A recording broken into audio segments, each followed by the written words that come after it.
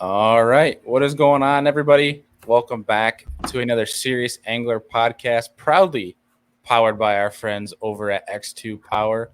As always, I'm your host, Bailey Egbrett, and joined with me is the captain, Mr. Andy Full, who has been severely holding down the fort for us here in the Serious Angler podcast for what Severely. seems You mean struggling to hold down the fort besides getting a show in on the Tuesday Night Live, but the important part is you've been holding down the fort, and I severely appreciate that because I've been running all over the United States like a chicken with my head cut off.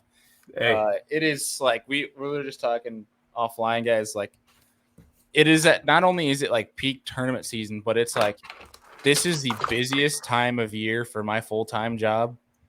Not saying that the podcast isn't another full time job, but like the one that really helps pay the bills here. I requires me to travel all over God green earth, yeah. and I still have more trips coming up, which we'll detail in a little bit. But Andy, how you been, dude? I feel like we text a few times each day, but like I feel like we haven't had a chance to like actually chat. It seems like weeks. I feel like I am 5 days behind in everything. That's where I'm at right now. Sounds like And adulting. it's pretty great. Like it's funny, I was sitting outside trying to before we came in here to record this, and I'm like pulling all my smallmouth stuff up because I have a largemouth trip tomorrow, and I haven't been largemouth fishing in like 2, maybe 3 weeks, and got some new rods in, had to put line on a bunch of rods and reels. And it's a nightmare, man. Like, and then back to smallmouth trips next week. So tomorrow night when I get home, I got to take all my largemouth stuff out and put all my smallmouth stuff back in. It's just like, I need a bigger boat. But other than that, I mean, life is good. We're fishing. We're on the water literally every day. Hell Just yeah. tired of getting up at like 4 a.m. It takes a toll on you. It really Yeah. does. Uh, but it's you said you need a bigger boat. I saw a meme today of that scene from Jaws where they say we're gonna need a bigger boat, but Yeah. it's like they reversed it. It's we're gonna need a smaller boat, and it shows like the gas prices. Oh, yeah. Yeah. Like, That's funny. it's funny as I'm like boat shopping around trying to figure out what I want to buy. I'm like, man, I really don't want a 250 because I just Yeah, see like ching ching. I'm like, yeah. I'm gonna have to like double my guide prices if I get a 250. So Hey, they'll yeah, still buy if they'll still pay it. I mean, hey, I'll go from it's the yeah. It's just ridiculous how much money I'll have to charge to actually turn a profit. It's yeah. ungodly. Yeah, and we think New York's bad, but I just came from Wisconsin, had a hummingbird trip up on Sturgeon Bay, and it was pretty much the same. It was the same up there, and we actually had the tactical Bassin boys were up there with us. They were staying Oh, with us that's for the fun. week. Yeah, super good dudes. A lot of fun to hang out with. Played some poker with them. Got some fishing in. They were saying how that's like because it's like low fours in Tennessee, and they're like, yeah, we moved from California out to Tennessee and to ditch the politics and the prices. It's back up. The prices are back up to what California used to be when we were out there. Uh, But you yeah, should have said, what is the California price now? It's yeah, like right. $7.49 a gallon for For regular, regular. yeah, It's like, oh, yeah, they can keep that on the West Coast. Don't bring that here. no, no. But dude, it was a super fun week. Couple days on the water up in Sturgeon Bay. We had to dodge some storms, but a lot of big smallmouth were caught. I had 25 pounds yesterday. Me and my boss and Drew Warden, who's from Game and Fish magazine. But we had the Tactical Bassin boys there. We had the Bass University boys there. Got to hang out with the legend, Mr. Pete Glusick, super cool dude. Ken Duke, whole bunch of really cool people. It's a fun team to work with over at Humminbird. So fun week. It was nice to cross off the another Great Lake off my bucket list. I'm so jealous. It was pretty cool, dude. It was no mega giants were caught, but caught the quantity of 5-pounders was pretty cool. It was a Yeah, lot of freaks. I wish we had more 5-pounders. And here I am complaining about 5-pounders. And I think It didn't touch Erie. I'll say that it did not touch Erie. I mean, granted, we only discovered or explored like a small portion, yeah. but it didn't touch Erie. There's like, I am so blessed where I live because there are so many fish. And I was adding it up. I think I hit 30 over 5 this week in the boat. Today was the first day I didn't put a 5-pounder in the boat. We can't say we didn't come close. We were catching post spawners, and they're all like 4.25, 4.25. But like, I had one day I think we put 9 5-pounders in the boat. Another day we did 7. Another day we did 8. Like, it's just insanity, and that's not including the ones I caught. Like, those are just client caught fish. Whew. Yeah. Andy just catches all the 6s. No, I haven't caught a 6. I got close. Levi was out with me. I was teaching him how to drop shot out deep, and it was his best smallmouth day ever. I think he put like 18 in the boat and a couple real big ones. I caught one that was 5.89 post spawn. Absolute almost unit. 7 then. Yeah, like catch that fish a month ago was probably close to 7 pounds, if not over. Yeah. I got it, and I was like, "Oh my gosh!" Like, that is a dang stud right there. That's awesome. Yeah, and dude, in saying that, I gotta get because I love this. So, I've talked recently how I hate spawn tournaments for smallmouth. I think catching spawners is fun for a limited amount of time for smallmouth. I think fun fishing beds for largemouth is fun because they're challenging. But dude, I love bed fishing with friends, like when you're not the one like fishing, you're like helping him. So like Drew Warden from Game and Fish is like he's a fisherman, but like he's kind of in that development stage, right, where he's learning the mechanics and learning different nuances and learning more about the bass. Not saying that you and I aren't, but like we're further along that curve. And it was his birthday the day that yesterday they were out. Oh, that's awesome. Dude, we found this one cut like that was just absolutely loaded, had it to ourselves, no boats in sight. And we were trying to get him on his PB. His PB smallmouth was like 4.5 pounds. We're like, okay, we can easily do this. Yeah. So we go around and like he's working this one smallmouth. They were not like stupid. They were not stupid smallmouth. Like it took us 10 to 15 minutes each one. At least. That's annoying. They are not Erie smallmouth. Like. No. These fish have. I mean, we caught a couple that had people must have broke off on. Like people must have been slamming and cracking the hook on these things in 6-pound tests. It seemed like. But we found one that was deeper, and dude, it's so much fun to watch. Like, oh, pitch off to the left. She's going crazy on the left, or like because he didn't have the shades I had. The Hobies, the Sight Masters, was like he had these thinner Oakleys that had gaps coming in, and dude, it is such an advantage with those Sight Masters. It is. I love them for looking at sight fish. Absolutely love them. Because like we just put a white flatworm on a drop shot and pitched it. He was pitching around the bed and he couldn't see it. I could see it, and I was like, move it, let it sit. She's got it, get her. Like it, dude, it was so cool. We got him on a 5.13. He almost went straight to 6. That's a mega jump. Like, we looked at it. I love it when that happens. But dude, it's crazy how like these smallmouth can kind of like you don't realize the water distorts so much that it's insane. Like you look at it and you're like, damn, that might be 4 high. Like it might be your PB. We can do better, but like this one will probably be your PB. And he sets the hook in it. She comes up and flashes. I'm like, oh god, that's a 6. Like my boss and I were like scrambling around the boat. Like he was running for the net. I was getting ready to belly her if he couldn't get the net. Like we were just going crazy. And he ended up, he caught a 5.13. It was his biggest bag of bass ever too. He had 24.15. It's basically awesome. 25 pounds. Yeah, and that was his biggest bass in general, biggest largemouth and smallmouth. So it was a good birthday present for him. He was pretty pumped. That is wild. So little spawn fishing trick with a Ned rig, and I'm going to give some juice here. Like, you know how Drew Cook sits there and hammers the rod when they don't want anything to do with it? So I had this kid on my boat, Drew from South Carolina yesterday, and we were fishing spawners. So 2 days ago now that this is Friday. And I'm like, pitch it in there, and fish is like, swims off the bed. I'm like, just freaking hammer the butt of the rod. So he's like, boom, boom, boom, boom, boom, boom, boom, boom. All of a sudden, the smallmouth literally stopped swimming away, turned around, and smoked it from like 20 feet away and swam off. Dude, it was a 5.25 male. What? Yeah. Just peeing everywhere. Giant male. I was like, I want to know how big the female was that was on this bed, because this male was massive. Like in the water, I was like, that's a 6-pounder. Like that's a giant, just long and slender, skinny, peeing. I was just shocked. And we were in 13 foot of water, gin clear.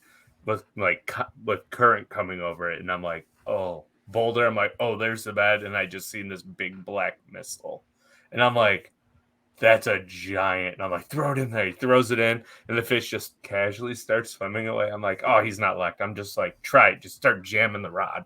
And then all of a sudden, it just like stopped and just zoomed and grabbed it and swam like 15 feet off the bed. And he had no idea. I was like, hit up. He's like, what? I'm like, set the hook. He said it. And he's like, oh my God. Yeah. Dude, I love how so many people use a drop shot like on beds for smallmouth. I hate it. Yeah, I don't think they eat the weight first from me all the time. Yeah, because what's in their bed. Yeah, that's the deal. Especially if there's gobies. Like if you're on a lake that there's no gobies, a drop shot might work better because it can imitate a bluegill, and that's ultimately what they're chasing off. But if you're in Great Lakes, it's all about imitating goby now. Mm-hmm. So yeah, like even a simple Texas rig. I mean, it's just more efficient too. If you don't want to like play with them for 5 minutes, you just crack them and get them in the bow. Exactly. I'd much rather use a bait caster when I'm spawn fishing because it's just easier. Yeah, exactly. Also, quick bit of news for folks. We announced, and we're sorry for the delay here. It honestly is my fault for getting caught up in the trip and forgot to announce it. But we have our winner for our X2 Group 31 AGM battery. Our winner here. We're going to announce him, and we're going to announce it on social media this morning as well. But our winner for such battery. Drum roll. Does that count? That works pretty good. Guys, all right, ready? His name is Clark. He doesn't have his name on his social media, but here is Clark's username on Instagram. So, Clark, you mentioned in the comment that you listened to the show. So, get in touch with us. We're going to get you the battery. Awesome. It is _ClarkTG_. So, Clark, if you're listening to the show, congrats. I'll reach out to you on social media as well, but you have won the Group 31 AGM X2 Power battery. Badass, man. Congrats. Do a little round clap. There you go. Okay, that was excessive. Yeah, nice little golf clap, little princess clap. But dude, some big news. Well, first, some not so big news. Some news that no one cares about. Went back to my home lake, got another win on the local trail. Cheater. Big news. What do you mean? I'm kidding. It's just messed up. Yeah, see this whole conversation of people snagging fish on live sonar. I was about to make a joke that I was snagging them all, but no, I did catch them on live sonar. I just didn't snag them; they were actually in the mouth. But big news: the same place, the same lake, the lake I love so much, pumped out a state record smallmouth yesterday.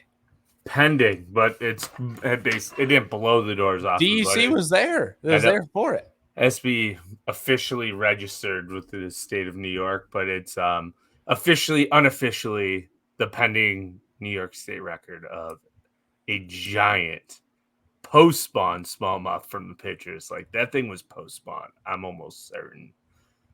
Yeah. What a freak. One, I have a couple things on this. One, I want to know how old that freaking fish is. Two, I want to know how long it was. And three, I want to know how tall it was. Yeah. But dude, so for context for folks, the New York State record previously was 8 pounds, 4 ounces. This was 8 pounds, 5 ounces. It was like 5.8 ounces. So almost 8 pounds or 8 pounds, 6 ounces. So almost a full 2 ounces heavier. And it was taken out of one of our Finger Lakes, not even a Great Lake, not even St. Lawrence River, one of our Finger Lakes that Andy and I have been talking for so long that is going to pump out a record smallmouth or largemouth. And it did. I sent that to Casey Smith, an absolute hammer here in New York that loves that lake. He's like, if he's in that tournament out Cayuga, chances are you're fishing for second. So I sent that to him, obviously, because it's the lake that he loves. And he's like, I'm not really surprised. He goes, I bet you it's the amount of time when someone breaks the largemouth record on the same place. The place is pumping out, man. It is wicked. Yeah, not to boost it up, but like people who have been fishing there too are like, it's as healthy as can be this year. Last year we caught a lot of fish that looked sick, or you saw a lot of fish that looked sick, and they look healthy this year. Oh, you didn't see like the BFL weigh-ins and stuff? They looked horrible. Well, that's probably just the BFL guys not knowing how to take care of fish. Yeah, maybe. But no, I mean, to your point, the fish do look healthy. Yeah. But I will say, I gotta disagree on the fishery looking healthy. Yeah, well, when you I didn't carpet see bomb any a fishery, it hurts. Ooh, Yeah. yeah, that's not good. And usually that time of year, I went, mid lake looking for some stuff that I have, and usually there the grass is up. It wasn't. Granted, the water temps were 61 degrees, which is crazy for right now. Usually it's at least high 60s. Yeah, which is wild because I think Erie is almost 70. That's what I was. Yeah, that's what I was telling people. I was like, that's what I found temperature wise down there, and Great Lakes are warmer than this place. Yeah. Granted, it is 400 feet deep in some places, but still. But congratulations. Actually, what is? I know his partner was Eric Sullivan, which I know that name, Eric Sullivan, who does well in those tournaments. What's the guy's name that actually won? Tom Russell. Tom Russell. I almost put him other way around. I almost said Russell Tom. Yeah, congrats to Tom. Dude, that's freaking.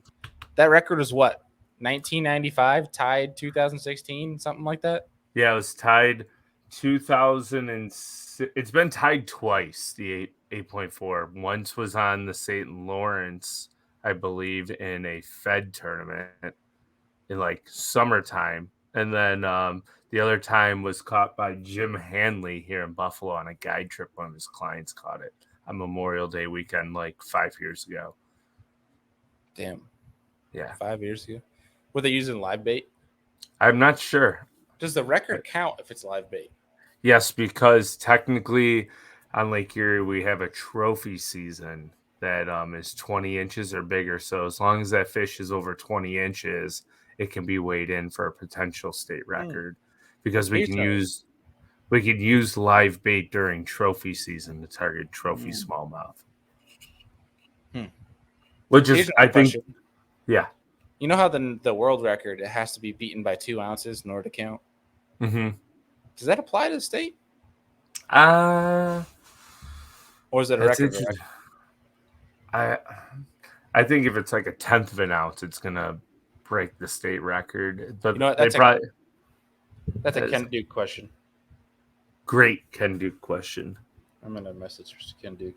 I feel like there's like 5 different shows in fishing that all refer to Ken Duke for their information.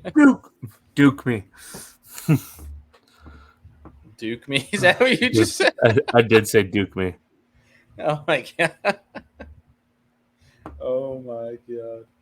Oh man, but seriously, that's big time. I mean, that record was originally set, I think, in the 1990s. So yeah, that's a big record to shatter, especially for a place that's so notoriously known. I shouldn't say notoriously, but famous for big smallmouth. Yeah. And I bet you that record is only going to last a couple of years. If that. I think it's only going to keep going up. Do we think there will be a 9 caught in the next 5 years? Very quite possibly. I mean, very quite possibly. It's if you think about it, like fishing is like 80% luck, 20% skill, right? Like you could just dangle a minnow over the side of a dock and catch the biggest bass of your life. Does it count for you as an artificial tournament angler? Probably not. We'll laugh at ourselves because we're like, what the heck? Why did we just that happen? But like literally it could happen to anybody. Just right time, right place, right lure, right bait. Yes. Yeah, but that 20% sets up your 80%. Yeah. Just remember, all records are meant to be broken, including Wayne Gretzky's. So, who's that? Yeah, exactly. It will get broken when and where. Who knows? It could come from a random lake. We have no idea that there's a 9-pounder in. It's the way it goes. Well, dude, talking about Wayne Gretzky quick. If anyone's rooting for the Tampa Bay Lightning in the Stanley Cup Finals, I don't like you. Yeah. So, like, tell me you're rooting for the Lightning. No, I'm not. I'm not. Right. I'm actually not watching at all. But I find it interesting in the salary cap era in all pro sports when you have like a dynasty situation, right? So, like, in that aspect, it's cool to see like sheer dominance by one team in such a restricted atmosphere of like professional sports. But it's also lame because it's a Florida hockey team that has no place to have hockey, shouldn't have hockey. It's a northern sport for the Ice Boys. And here they are You winning. shouldn't even have hockey. I look at the Florida Panthers, but I mean, Tampa does it right. Like, you have two really good teams. One team has 500 people in attendance every night, and the other team at a Mail arena is Sells sold out. out. Yeah. So it's like, it's interesting. Good for them. I know. I don't say that. I was like, I don't like the light. I like the Lightning. I'm a big Steven Stamkos fan, but Colorado Avalanche are just too fun to watch. Nathan McKinnon needs a cup. Cal McCarr. Dude, I am a huge fan of him. Huge fan. Especially now that he got cleared for that whole Team Russia. I don't know if you heard that, but we're not going to get into it if you don't know. We'll talk about it offline, but it's pretty messed up. Glad he was cleared from that. He was not involved. That confirmed my fanness. Was that like the junior team that was like smoking on the plane or what? No, way worse than that. Oh gosh, way worse than that. We'll talk about it offline. It's not appropriate for even this show. Fair enough.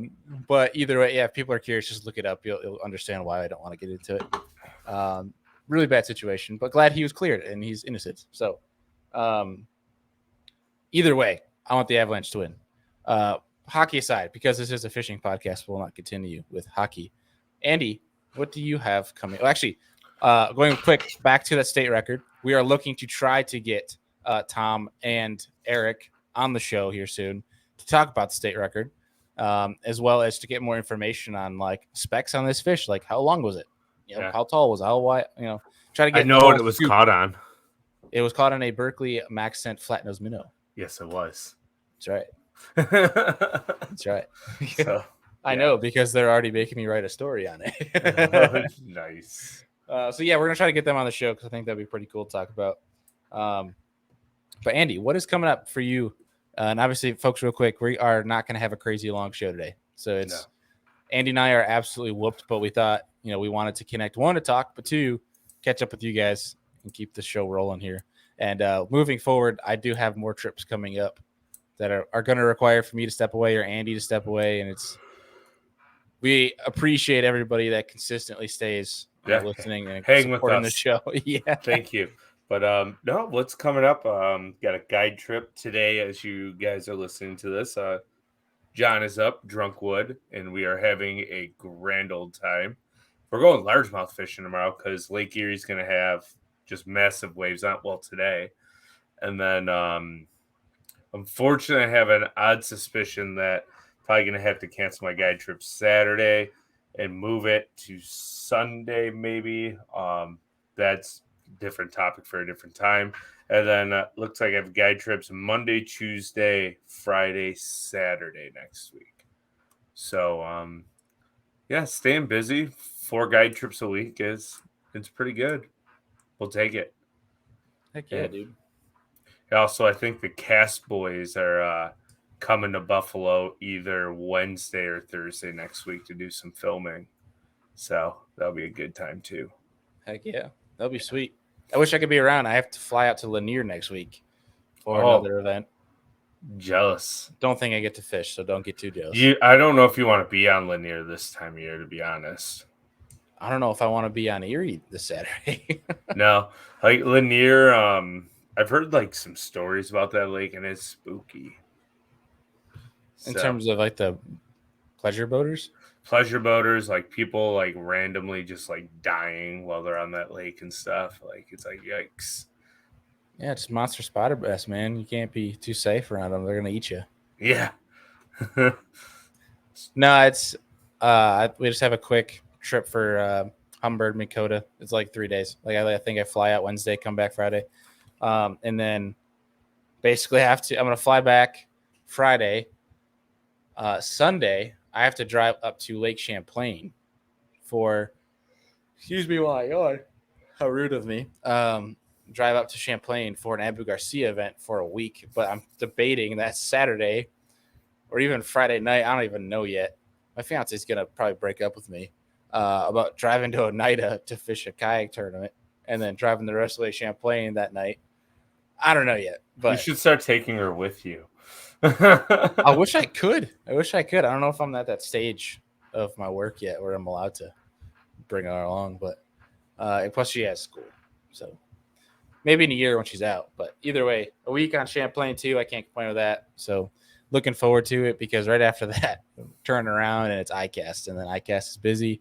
And the week after ICAST, I have a tournament on Susquehanna River, and then I think maybe after that tournament, I might be able to breathe. Maybe, probably not. We're gonna try. Yeah. So It sounds like you owe her like 9 date nights, is what it sounds like. Yeah, we have date night tomorrow night. So tonight, I guess this show's Friday. But no, I think she at this point deserves date month. Date month, nice. Yeah, save it for the winter months. Stockpile it. Yeah, I just say we're gonna save it for the honeymoon, and that's usually a good enough excuse for now. Yeah. Until I ask to go fish in the honeymoon, then I'll probably just get dumped. She's gonna have to sign a whole lot of legal papers at that point. Yeah, she's been a rock star. She's been trying to plan our wedding while I've been out worrying about fish. So, yeah, I sound like a horrible fiance right now, which is probably true. So, it is what it is. It's called life. That's right. But yeah, I mean, we don't have anything too crazy coming up. Hopefully, Andy and I can snag a day or two, in the coming month and a half to actually get out and fish with each other because it feels like ages, and do some filming for our YouTube channels. Mine's been pretty slow in terms of getting videos out because I've been so dang busy. I'm hoping to get that out and get some videos out starting Monday. But we'll keep you guys in the loop. Try to get the next 2 chasing hardware videos out. But Andy's been pumping out some reviews and different things on his channel. So if you guys like that educational stuff, make sure you guys go to Full of Fishing. That is down in the description if you guys want to go subscribe to Andy's YouTube channel.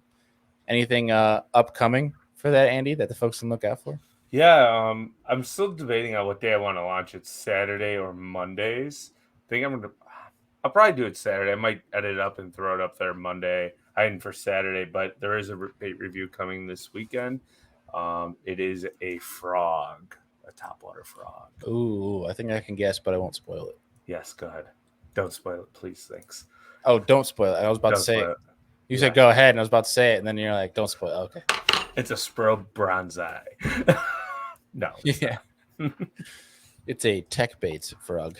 Yes, it's a lunker hunt spider. That's right. Lunker lure spider, whatever. Absolute juice. People are sleeping on it. Yes. Yeah. Andy, anything more the folks need to know? I'm trying to think. I'm looking at my notes here. Book a guide trip. July and August and September are a lot of fun.